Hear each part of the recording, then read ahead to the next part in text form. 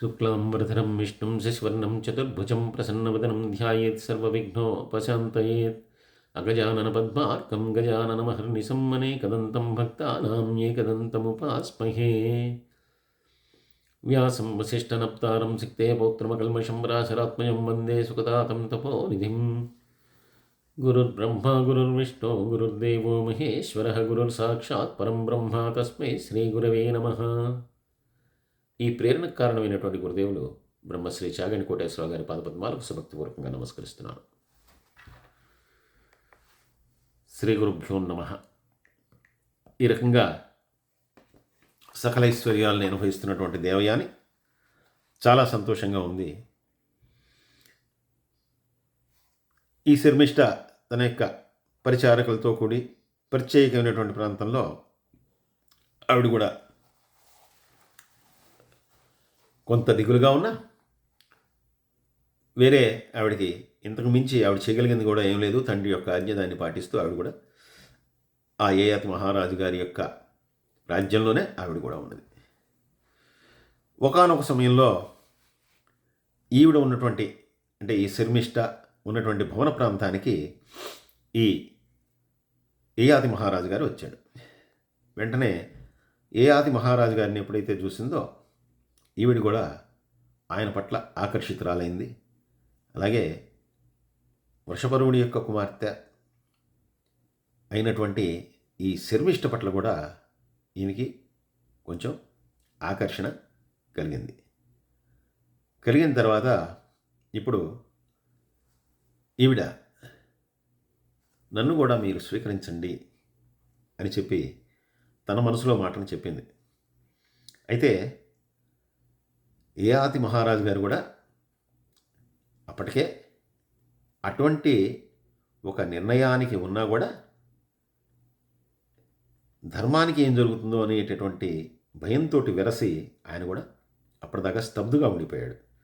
లేదంటే కనుక ఎప్పుడైతే దేవయానితో కూడినటువంటి శర్మిష్ఠను చూశాడో వెంటనే ఆవిడ పట్ల ఆకర్షితురాడు. శర్మిష్ఠ కూడా చాలా అందగత్తె. అయితే ఆయన సంశయిస్తున్నటువంటి ఆ సమయంలో ఈవిడంది, మీరు బ్రాహ్మణ కన్య అయినటువంటి దేవయాన్ని వివాహం చేసుకుని ఇప్పుడు మీ భార్యగా చేసుకున్నారు. మీరు ఆమెను వివాహం చేసుకునేటటువంటి సమయానికి నేను దేవయాని యొక్క దాసిని, అంటే ఆవిడతో పాటుగా నేను కూడా మీకు సంక్రమించినట్లే. అంటే ఆవిడవి వస్తువులు ఏవైతే ఉన్నాయో అవన్నీ కూడా మీవి కూడా అవుతాయి. కాబట్టి ఆవిడికి నేను దాసిని, ఆవిడ నన్ను ఎలాగైనా ఉపయోగించుకోవచ్చు, ఆవిడ నా చేత ఏ పనైనా చేయించుకోవచ్చు. అలాగే నేను కూడా ఆవిడ యొక్క దాసిని కాబట్టి ఆవిడ భర్త అయినటువంటి మీకు కూడా అన్ని రకాల అధికారాలు నా మీద ఉంటాయి. కాబట్టి మీరు నన్ను కూడా గ్రహించడానికి ఎటువంటి అభ్యంతరం ఉండదు అని చెప్పి ఈవిడ చెప్పింది. దాంతో అప్పటికే ఆవిడ పట్ల ఆకర్షణ కలిగినటువంటి యయాతి మహారాజు గారు క్షత్రియుడు కాబట్టి తాను వివాహాలు చేసుకోవచ్చు. అందులో వృషపర్వుడు అనేటటువంటి రాజుగారి యొక్క కుమార్తె, రాక్షస రాజు అయినా కూడా రాజుగారి యొక్క కుమార్తె కాబట్టి ఈమె కూడా క్షత్రియ కన్యే కాబట్టి ఇంకా వెంటనే ఆలోచించకుండా ఆయన అన్నాడు, అయితే ఇక్కడ చిన్న ఇబ్బంది ఉంది. ఎందుకంటే శుక్రాచార్యుల వారి యొక్క మాట విని నేను దేవయాన్ని వివాహం చేసుకున్నాను. వివాహం చేసుకునేటప్పుడు నీకు అన్ని రకాలైనటువంటి సంరక్షణలు కల్పించమని చెప్పాడు, కానీ నీతో సంగమం మాత్రం కూడకూడదని, నిన్ను నేను ఏ రకంగానూ స్వీకరించకూడదని చెప్పాడు. ఇప్పుడు నేను శుక్రాచార్యుల వారికి ఇచ్చినటువంటి మాట మీరిన వాడిని అవుతాను. అంటే నేను ఆయన చెప్పిన దానికి అవునని చెప్పి నేను దేవయాన్ని వివాహం చేసుకున్నాను, కానీ ఇప్పుడు నేను చెప్పినటువంటిది అసత్యం అయిపోతుంది. కాబట్టి ఇప్పుడు నిన్ను స్వీకరించడం అటువంటి సందేహంలో నన్ను పడేసింది. లేదంటే నీ పట్ల నేను ఎప్పుడో ఆకర్షితున్నయ్యాను, కానీ నిన్ను వివాహం చేసుకోవాలంటే ఈ సంశయం అనేటటువంటిది నన్ను ఇబ్బంది పెడుతోంది అని చెప్పి ఆవిడంది. ఆయన అన్నాడు. అనగానే ఆవిడంది, ఓ యయాతి మహారాజా, నీకు తెలీదాయా, వారిజాక్షులందు వైవాహికములందు ప్రాణవిత్త మానభంగమందు జకిత గోకులాగ్ర జన్మ రక్షణమందు బొంకవచ్చు నఘమ బొందదధిప అని భాగవతంలో చెప్పినటువంటి విషయం నువ్వు మర్చిపోయావా? అందువల్ల స్త్రీ జన సంఘం విషయంలో కానీ, పెళ్లి వేళల్లో కానీ, అలాగే ప్రాణాలకు ఇబ్బంది కలిగేటటువంటి సమయంలో కానీ, ధనమంతా కూడా అపహరించబడేటటువంటి సమయంలో కానీ, వధించడానికి సిద్ధంగా ఉన్నటువంటి గోబ్రాహ్మణుల్ని రక్షించేటటువంటి సమయంలో కానీ, ఇటువంటి వేళల్లో అసత్యం ఆడవచ్చు అని చెప్పి చెప్పబడింది కదయ్యా. అందువల్ల నువ్వు నా సంగమాన్ని కోరుకుంటున్నావు, నా పట్ల ఆకర్షితులు అయి ఉన్నావు, నేను కూడా నీ పట్ల ఆకర్షణ కలిగి ఉన్నాను. అందున నేను ఆమెకి దాసిని కాబట్టి నా మీద నీకు కూడా సమస్తమైనటువంటి అధికారాలు ఉంటాయి. కాబట్టి ఈ విషయంలో నువ్వు ఎటువంటి ఆలోచన చేయనటువంటి అవసరం లేదు. కాబట్టి నువ్వు నన్ను వివాహం చేసుకోవటం వల్ల కానీ, లేదంటే నన్ను స్వీకరించడం వల్ల కానీ అటువంటి దోషాన్నైతే నువ్వు పొందవు. అందువల్ల నువ్వు తప్పకుండా నన్ను స్వీకరించి నాకు నీ ద్వారా పుత్రుల్ని ప్రసాదించు అని చెప్పి అన్నది. సరే, ఇప్పుడు యయాతి మహారాజు గారు తన మనసులో ఉన్నటువంటి కోరిక ఏదైతే ఉందో అదే ఈవిడి చేత కోరబడింది. కాబట్టి ఈయన కూడా ఎప్పుడైతే ఈవిడ ఆ మునీశ్వరుల యొక్క వచనాన్ని, భాగవతాన్ని ప్రమాణంగా చూపించిందో ఈయన కూడా వెంటనే దానికి ఒప్పుకున్నాడు. ఒప్పుకున్న తర్వాత ఈవిడ్ని గాంధర్వ వివాహం ద్వారా ఈవిని కూడా స్వీకరించాడు. ఇలా స్వీకరించిన తర్వాత ఇప్పుడు వీళ్ళకి కూడా, అంటే ఈవిడ ద్వారా ఆయన కుమారుల్ని కన్నాడు. ఈవిడికి దృహ్ముడు, అనువు, పూరుడు అనేటటువంటి 3 కుమారులు పుట్టారు. అలాగే దేవయాని వలన కూడా ఈయన 2 కుమారులని కొన్నాడు. ఈ రకంగా మొత్తం ఇప్పుడు ఈ దేవయాని వలన కానీ, ఈ శర్మిష్ఠ వలన కానీ మొత్తం 5 కుమారులని ఈయన పొందాడు. ఈ 5 కుమారుల్ని పొంది ఆనందమయంగా ఈ దేవయానితోటి, అలాగే శర్మిష్ఠతోటి, వీళ్ళందరితో కూడా ఆనందకరమైనటువంటి జీవితాన్ని గడుపుతూ ఉన్నాడు. ఈ శర్మిష్ఠ యొక్క కుమారులు కొంచెం పెరిగి పెద్దవాళ్ళు అయ్యారు. ఒకానొక రోజున వీళ్ళు ఈ దేవయాని కళ్ళకి కనపడటం జరిగింది. వీళ్ళని చూడగానే వీళ్ళు కూడా యయాతి యొక్క రూపలావణ్యాలతో ఉండటం, ఆయన పోలికలతో ఉండటం చూసి ఆశ్చర్యపడింది.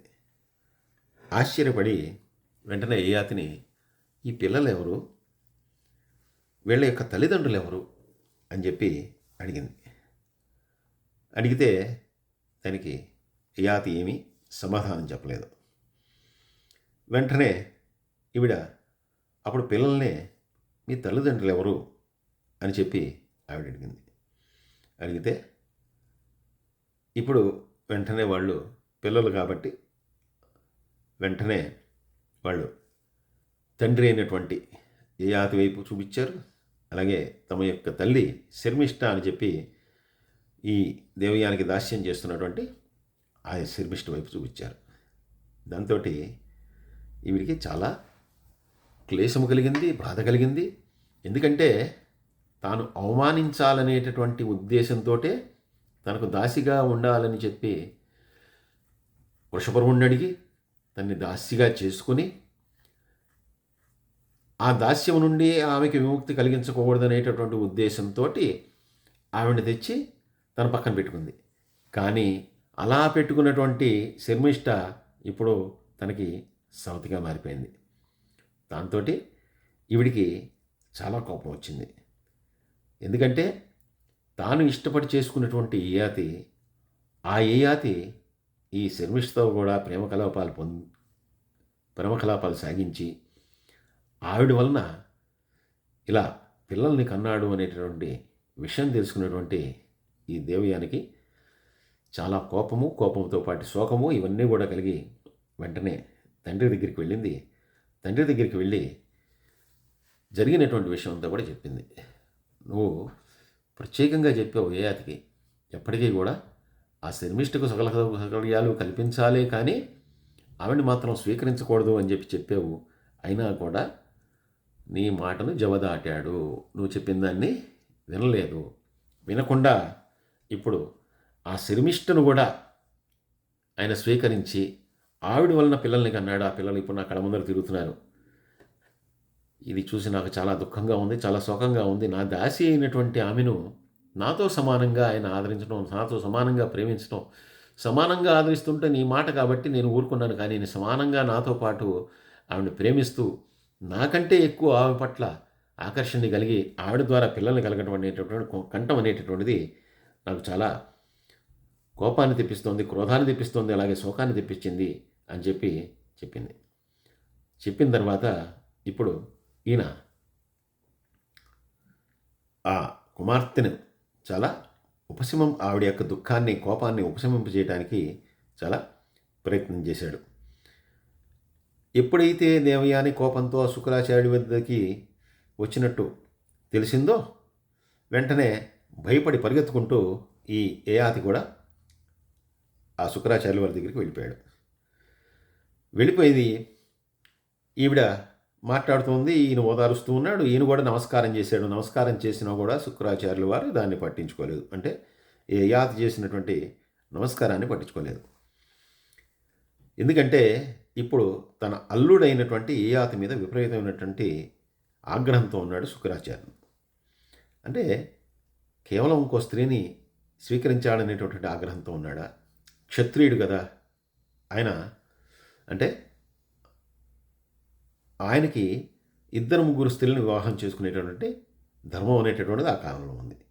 కాబట్టి ఎందుకంటే ఈ మహాభారతం అంతా కూడా ధర్మమే.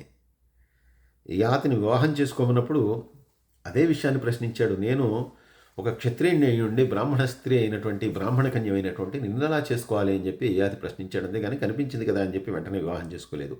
దేవయాని కూడా చాలా అందగత్తె, అయినా కూడా వివాహం చేసుకోలేదు. అందులో శుక్రాచార్యుల వారి యొక్క కుమార్తె. అలాగే శుక్రాచార్యుడు కూడా ఈయన మీద కోపం తెచ్చుకోవటానికి కారణం ఏంటంటే, ఒకటి ఈ యయాతి తన యొక్క అధర్మమైనటువంటి సంబంధం వలన గృహస్థ ధర్మాన్ని ఆయన కించపరిచాడు. ఏ రకమైనటువంటి అధర్మ సంబంధము అంటే, తన యొక్క భార్య అయినటువంటి దేవయానికి తెలియకుండా ఏ శర్మిష్ఠని స్వీకరించడం, ఆవిడ ద్వారా కుమారుణ్ణి పొందడం. ఒక రాజుగా అనేక మందిని వివాహం చేసుకోవచ్చు, కానీ అది భార్యకి తెలిసి ఉండాలి. ఈవిడికి ఇంతవరకు తెలీదు. ఈవిడికి తెలియకుండా దాచిపెట్టి ఆవిడతో ఒకవైపు సౌఖ్యాలను అనుభవిస్తూ ఆవిడతో ప్రేమ కలాపాలు సాగిస్తూ ఆవిడ వల్ల కుమారులను పొందాడు. అది మొదటిది.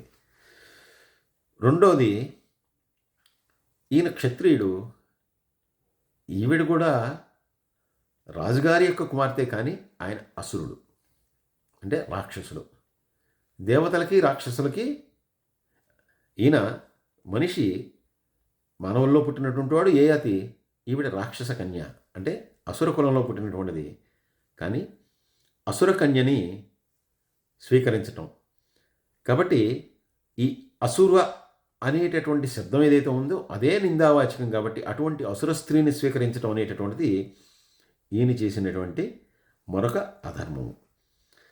కాబట్టి ఇలాగా అధర్మాన్ని చేసినటువంటి ఈయన పట్ల ఈయనకి కొంచెం ఆగ్రహం కలిగింది. అంతేకాకుండా ఆవిడ్ని స్వీకరించటమే కాకుండా ఆవిడ వలన 3 కుమారుల్ని ఈయన కనటం. దాంతో వీటన్నిటి వలన, అంటే శుక్రాచార్యుని యొక్క ఆగ్రహానికి కారణం కేవలం తన కుమార్తె అయినటువంటి దేవయానిని కాకుండా ఈయన శర్మిష్ఠను వివాహం చేసుకున్నాడనేటటువంటిదే కాదు. పూర్తిగా ధర్మబద్ధమైనటువంటి ఒక ఆక్రోశము, ఒక ధర్మబద్ధమైనటువంటి ఒక ఆయనకి క్లేశము. ఎందువల్ల? క్షత్రియుడైనటువంటి వాడు అసుర కన్యని వివాహం చేసుకున్నటువంటి వాడు ధర్మాన్ని అవమానించాడు, గృహస్థ ధర్మాన్ని. ఎందుకంటే భార్యకి తెలియకుండా మరొక స్త్రీతో కూడి ఆవిడ ద్వారా సంతానాన్ని కన్నాడు. ఇది ఈ యయాతి మహారాజు గారు చేసినటువంటి అధర్మము, ఈ యయాతి చేసినటువంటి ఈ కృత్యం ఏదైతే ఉందో, ఈ కార్యం ఏదైతే ఉందో, అధర్మముతో కూడినటువంటి ఈ పని ఏదైతే ఉందో, దీనికి తగినట్టుగా శపించాలి. అసలు ఇది అంతా చేయటానికి యయాతికి కలిగినటువంటి కారణం ఏంటి? ఒకటి, తన యొక్క యవ్వనము. ఆ యవ్వనము వలన కలిగినటువంటి మదబలము. కాబట్టి దీనికి కారణం, మూల కారణం ఏంటి? తనకు యవ్వనము, అటువంటి మదోత్సాహము కలగటం వల్లనే దీనంతటికి కూడా కారణమైంది. అంటే ఆయన శర్మిష్ఠని పట్ల ఆకర్షితుడు కావడానికి కానీ, శర్మిష్ఠని స్వీకరించడానికి కానీ, శర్మిష్ఠ వలన కుమారుని కనటానికి కానీ కారణం అంతా కూడా ఇతని యొక్క ఈ యయాతి యొక్క యవ్వనమే మూల కారణం. కాబట్టి యయాతి చేసినటువంటి ఈ అధర్మవర్తనానికి ఈయన కోపించి వెంటనే ఆవిడికి శాపం ఇవ్వాలని చెప్పి నిర్ణయించుకుని ఇప్పుడు యయాతికి ఈయన శాపం ఇచ్చాడు. ఏమని శాపం ఇచ్చాడంటే, ఏ యవ్వనము చేత నువ్వు మదించి నేను చెప్పినా వినకుండా ఆ శర్మిష్ఠని స్వీకరించి ఆ శర్మిష్ఠ వలన కుమారుని పొందావో, నా కుమార్తె అయినటువంటి దేవయానికి ఇంత క్లేశాన్ని కలిగించావో, అంటే ఇక్కడ కేవలం నా కుమార్తె కాదు, నీ యొక్క భార్యకి ఇంత క్లేశాన్ని కలిగించావో, అటువంటి యవ్వనం ఏదైతే ఉందో అది నీలో నశించుగాక. వెంటనే నువ్వు వృద్ధాప్యాన్ని పొందుతావు. అంటే నీ యవ్వనం అంతా నశించిపోతుంది, వృద్ధాప్యాన్ని పొందుతావు. అటువంటి వృద్ధాప్యాన్ని పొంది ఏ యవ్వనం వలన ఈ పనులన్నీ చేసావో దానికి నువ్వు చింతిస్తూ నీ కాలాన్ని గడుపుతావు అని చెప్పాడు. శుక్రాచార్యుల వారి దగ్గరికి ఎప్పుడైతే దేవయాని వచ్చిందని తెలుసుకున్నాడో పరుగునో ఈ యయాతి మహారాజు గారు కూడా వచ్చేశాడు. వచ్చినా కూడా ఇప్పుడు ఈ రకమైనటువంటి ఘోరమైనటువంటి శాపాన్ని పొందవలసి వచ్చింది. వెంటనే ఆయన ఈయన్ని వేడుకుంటూ, నేను నీకు అల్లుణ్ణి, అయినా కూడా నువ్వు నన్ను ఇంత ఘోరమైనటువంటి శాపాన్ని ఇచ్చావు, అందులో ఈ వయసులో నాకు వృద్ధాప్యం ఏంటి? కాబట్టి నేను అటువంటి భారమైనటువంటి వృద్ధాప్యాన్ని నేను సహించలేను, భరించలేను. ఇంకా నాకు ఇంద్రియ భోగాలను అనుభవించాలనేటటువంటి కోరిక చాలా ఉంది. నా భార్యతోటి నేను ఎక్కువగా ఆనందించలేదు. దేవయాన్ని ఇచ్చి వివాహం చేశావు, ఆవిడ వల్ల కుమారులైతే పొందాను, కానీ నేను ఇంకా ఎక్కువ కాలం ఆవిడతో గడపలేదు, నా ఇంద్రియాలను అనుభవించలేదు.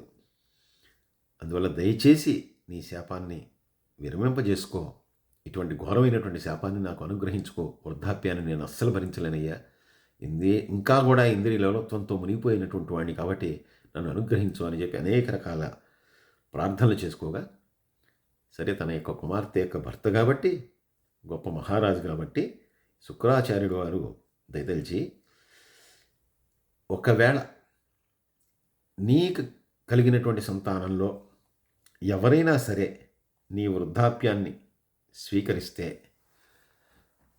నువ్వు వారి యొక్క యవ్వనాన్ని నువ్వు పొందుతావు, అలాగే నీ వృద్ధాప్యాన్ని వాళ్ళకి ఇచ్చేస్తావు. అలా ఇస్తే, అంటే అలా యవ్వనాన్ని నువ్వు పొందగలిగితే కనుక నువ్వు మళ్ళీ నువ్వు చెప్తున్నట్టుగా నీ ఇంద్రియ భోగాలన్నీ కూడా అనుభవించు. ఆ తర్వాత నీకు ఎప్పుడైతే ఆ ఇంద్రియ భోగాల మీద విరక్తి వస్తుందో అప్పుడు నువ్వు మళ్ళీ ఏ కుమారుడైతే నీ మాట వింటాడో, ఏ కుమారుడి దగ్గర అయితే నువ్వు ఆ యవ్వనాన్ని తీసుకున్నావో మళ్ళీ దాన్ని వాళ్ళకి తిరిగి ఇచ్చేసి, ఈ రకంగా నీ ఇంద్రియాలని సంతృప్తిపరుచుకో, అలా నీ మాట వింటారేమో నీ కుమారులు ఎవరైనా చూసుకో అని చెప్పి ఆయన యయాతికి తానిచ్చినటువంటి శాపం ఏదైతే ఉందో దానికి అనునయంగా ఆ శాపాన్ని ఎలా అధిగమించవచ్చో కూడా ఈయన చెప్పాడు. కానీ బ్రాహ్మణ యొక్క శాపం అనేటటువంటిది ఊరికనే పోదు. అందులో శుక్రాచార్యులు లాంటి వాడి గొప్పవాడు, భృగువంశంలో పుట్టినటువంటి వాడు. ఎప్పుడైతే ఆయన శాపం ఇచ్చాడో వెంటనే అప్పటిదాకా కూడా మంచి యవ్వనంతో శక్తితోటి ఉన్నటువంటి ఈ యయాతి తల వణకడం మొదలైంది. అవయవాలన్నీ కూడా సడలిపోతున్నాయి. శరీరంలో ముడతలు ఏర్పడ్డాయి.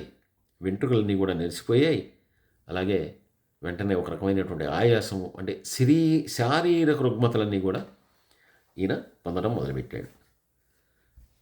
అయితే శుక్రాచార్యులు వారు ఏ రకంగా శాపాన్ని అధిగమించవచ్చు కూడా తెలియజేశాడు కదా. వెంటనే ఆయన తన యొక్క కుమారులందరినీ కూడా పిలిచాడు.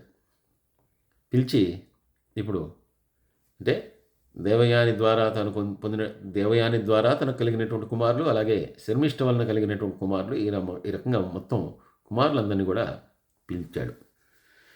పిలిచి ఈ రకమైనటువంటి శాపాన్ని నేను ఆ శుక్రాచార్యుడి ద్వారా పొందాను. ఈ ముసలితనం అనేటటువంటిది నాకు ఈ యవ్వనంలో ప్రాప్తించింది. కానీ ఇంద్రియ లోలత్వం అనేటటువంటిది ఇంకా నాకు చావలేదు. కాబట్టి మీలో ఎవరైనా సరే నా ముసలితనాన్ని స్వీకరించండి, మీ యవ్వనాన్ని నాకు తిరిగివ్వండి అని చెప్పి వాళ్ళనందరినీ కూడా అడిగాడు. వాళ్ళన్నారు, ఏదైనా సరే ఒక వ్యాధి కానీ, లేదంటే ముసలితనం కానీ, ఇవన్నీ కూడా ఎవరికి వారే అనుభవించవలసినవి. అంతేగాని ఒకరి రోగాన్ని ఒకళ్ళు తీసుకుంటారా, ఒకళ్ళ వృద్ధాప్యాన్ని ఒకళ్ళు తీసుకుంటారా? ఇది ఎక్కడైనా జరుగుతుందా? ఎవడైనా అంత బుద్ధి లేకుండా ఉంటాడా? అందువల్ల అటువంటి వృద్ధాప్యాన్ని మేము తీసుకోవాలని చెప్పి నువ్వెలా అడుగుతున్నావు? మేము తీసుకుంటామని చెప్పి నువ్వెలా అడుగుతున్నావు తండ్రి అని చెప్పి వీళ్ళందరూ కూడా అని. అంతేకాదు, అసలు ఎవరైనా సరే అటువంటి నెరసిన వెంట్రుకలు కానీ, వృద్ధాప్యాన్ని కానీ అందరూ కూడా ఒక ఇబ్బందిగానే ఎవరైనా అనుకుంటారు. అలాంటిది నీకు కలిగిన దోషం చేత ఇప్పుడు శారీరకమైనటువంటి ఇబ్బందులు కూడా కలిగాయి. కాబట్టి అవన్నీ ఎవరు తీసుకుంటారు, ఎవరు ఇస్తారు? కాబట్టి ఇది అధర్మము కదా. అంటే ఇలా ఎవరు తీసుకోరు కదా, ఇంతవరకు ఎప్పుడు కూడా జరిగి ఉండలేదు. కాబట్టి ఇది అనాలోచితంగా నువ్వు ఏదో మాట్లాడుతున్నావు. కాబట్టి నీ వృద్ధాప్యాన్ని మేము తీసుకోవడం కానీ, నా యవ్వనాన్ని నీకు ఇవ్వటం కానీ మేము చెయ్యలేము అని చెప్పి వీళ్ళలో పెద్దవాడైనటువంటి వాళ్ళు, అంటే ఈ కుమారులు చెప్పంగానే వెంటనే ఈయనకి చాలా క్రోధం వచ్చింది పిల్లల మీద. అయితే పూరుడు అనేటటువంటి కుమారుడు మాత్రం, అంటే శర్మిష్ఠ యొక్క కుమారుడు ఈయన, శర్మిష్ఠ కుమారుడైనటువంటి పూరుడు మాత్రం వెంటనే తప్పకుండా నువ్వు కోరినట్టుగా నీ ఆజ్ఞని పాటిస్తూ నీ వృద్ధాప్యాన్ని నేను తీసుకుంటాను, నా యవ్వనాన్ని నీకు ఇస్తాను అని చెప్పి అన్నాడు. వెంటనే ఈ యయాతి చాలా ఆనందించి, అలా నువ్వు నా యవ్వనాన్ని నాకు యవ్వనాన్ని ఇచ్చి నా వృద్ధాప్యాన్ని తీసుకుంటున్నావు కాబట్టి ఈ రాజ్యాన్నంతటిని కూడా, రాజ్యభారాన్ని నీకు అప్పగిస్తున్నాను అని చెప్పి ఈయన వెంటనే తన తర్వాత రాజుగా ఈ పూరుణ్ణి వెంటనే ప్రకటించాడు. మిగిలినటువంటి వాళ్ళందరూ కూడా చాలా వాళ్ళకి ఆగ్రహం కలిగింది. వాళ్ళందరూ అన్నారు, ఇదేమిటి, నువ్వు ఎంతో ధర్మబద్ధంగా పరిపాలిస్తున్నటువంటి వాడివే, అయితే నువ్వు చేసినటువంటిది ఏం ధర్మం అయ్యా ఇది? అసలు పెద్దవాడైనటువంటి యదువు ఉన్నాడు. యదువు అంటే ఈ దేవయాని ద్వారా పుట్టినటువంటి వాడు. అతను జ్యేష్ఠుడు, అందరికంటే పెద్దవాడు. అంతేకాదు శుక్రుని యొక్క మనవుడు. అటువంటి వాడిని వదిలిపెట్టి రాక్షస స్త్రీకి పుట్టినటువంటి వాడైనటువంటి శర్మిష్ఠ కుమారుడైనటువంటి కనిష్ఠుడైనటువంటి ఈ పూరుడికి రాజ్యభారం ఇస్తావా? అంతేగాక పెద్దవాడిని విస్మరిస్తావా? ఇదెక్కడి ధర్మం? నువ్వు ఎంతో ధర్మాన్ని తెలిసినటువంటి వాడివే, నీ వంశం అంతా కూడా ఎంతో ధర్మాన్ని తెలిసినటువంటి వాళ్ళే, ధర్మబద్ధంగా పరిపాలించినటువంటి వాళ్ళే.